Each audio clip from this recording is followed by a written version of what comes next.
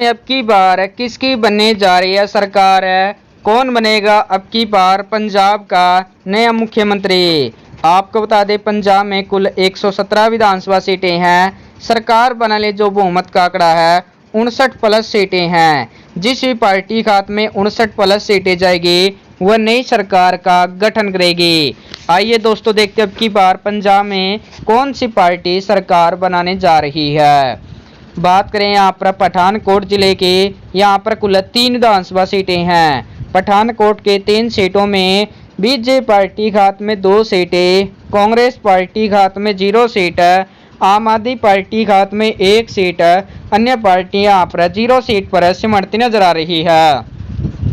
अब बात करते गुरदासपुर जिले की, यहाँ पर कुल 7 विधानसभा सीटें हैं। गुरदासपुर के 7 सीटों में एनडीए पार्टी यानी कि बीजेपी पार्टी के हाथ में 4 सीटें, कांग्रेस पार्टी के हाथ में 1 सीट, आम आदमी पार्टी के हाथ में 2 सीटें, अन्य पार्टियां यहाँ पर 0 सीट पर सिमटती नजर आ रही है।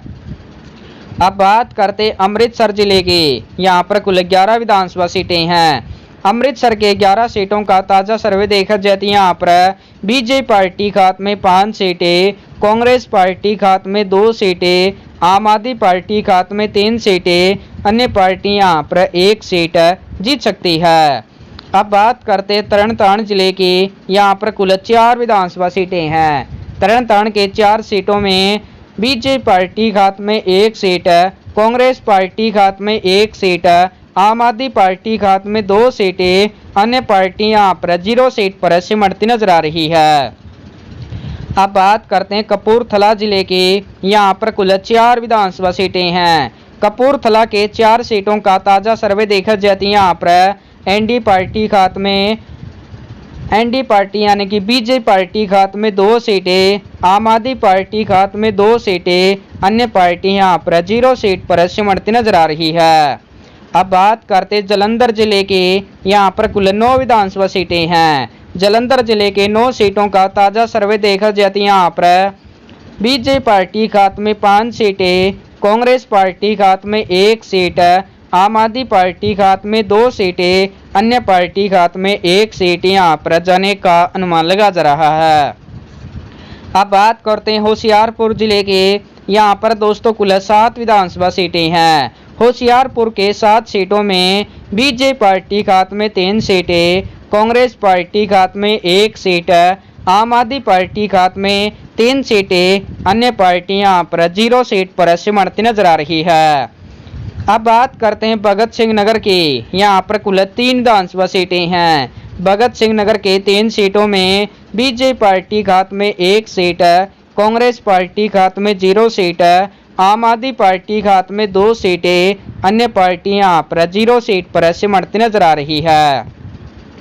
अब बात करते रूपनगर जिले के, यहाँ पर कुल 3 विधानसभा सीटें हैं। रूपनगर के 3 सीटों में बीजेपी पार्टी के हाथ में 1 सीट, कांग्रेस पार्टी के हाथ में 1 सीट, आम आदमी पार्टी के हाथ में 1 सीट, अन्य पार्टियां यहाँ पर 0 सीट पर सिमटती नजर आ रही है।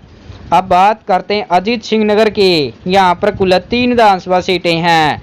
अजीत सिंह नगर के 3 सीटों में बीजेपी पार्टी के हाथ में 2 सीटें, कांग्रेस पार्टी के हाथ में 0 सीट, आम आदमी पार्टी के हाथ में 1 सीट, अन्य पार्टियां यहाँ पर 0 सीट पर सिमटती नजर आ रही है। अब बात करते हैं लुधियाना जिले की, यहाँ पर कुल 14 विधानसभा सीटें हैं। लुधियाना के 14 सीटों का ताज़ा सर्वे देखा जाती है। यहाँ पर बीजेपी पार्टी के हाथ में 8 सीटें, कांग्रेस पार्टी के हाथ में 2 सीटें, आम आदमी पार्टी के हाथ में 3 सीटें, अन्य पार्टियां यहाँ पर 1 सीट जीती नजर आ रही है। अब बात करते हैं फतेहगढ़ साहिब जिले की, यहाँ पर कुल 3 विधानसभा सीटें हैं। इन 3 सीटों में बीजेपी पार्टी के हाथ में 2 सीटें, कांग्रेस पार्टी के हाथ में 0 सीट, आम आदमी पार्टी के हाथ में 1 सीट, अन्य पार्टियां यहाँ पर 0 सीट पर सिमटती नजर आ रही है। अब बात करते हैं मोगा जिले की, यहाँ पर कुल 4 विधानसभा सीटें हैं। मोगा के 4 सीटों में बीजेपी पार्टी के हाथ में 2 सीटें, कांग्रेस पार्टी के हाथ में 0 सीट, आम आदमी पार्टी के हाथ में 2 सीटें, अन्य पार्टियां यहाँ पर 0 सीट पर सिमटती नजर आ रही है। अब बात करते हैं फिरोजपुर जिले की, यहाँ पर कुल 4 विधानसभा सीटें हैं। फिरोजपुर के 4 सीटों में एनडीए पार्टी यानी कि बीजेपी पार्टी के हाथ में 1 सीट है, कांग्रेस पार्टी के हाथ में 1 सीट है, आम आदमी पार्टी के हाथ में 2 सीटें, अन्य पार्टी यहाँ पर 0 सीट पर सिमटती नजर आ रही है। अब बात करते हैं फरीदकोट जिले के, यहाँ पर कुल 3 विधानसभा सीटें हैं। फरीदकोट के 3 सीटों में बीजेपी पार्टी के हाथ में 1 सीट है, कांग्रेस पार्टी के हाथ में 0 सीट है, आम आदमी पार्टी के हाथ में 2 सीटें, अन्य पार्टी यहाँ पर 0 सीट पर सिमटती नजर आ रही है।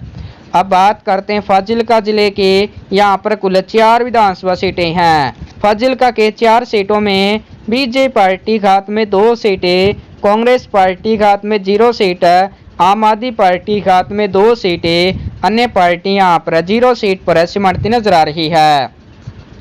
अब बात करते हैं मुक्तसर साहिब जिले की, यहाँ पर कुल 4 विधानसभा सीटें हैं।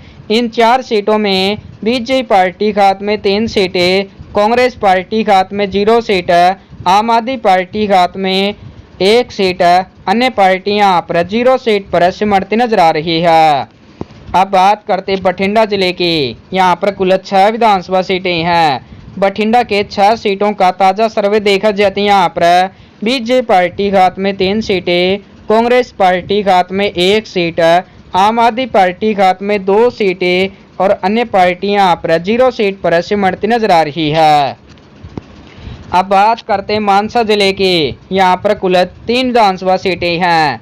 मानसा के 3 सीटों का ताज़ा सर्वे देखा जाता है। यहाँ पर बीजेपी पार्टी के हाथ में 2 सीटें, कांग्रेस पार्टी के हाथ में 0 सीट, आम आदमी पार्टी के हाथ में 1 सीट, अन्य पार्टी यहाँ पर 0 सीट पर सिमटती नजर आ रही है।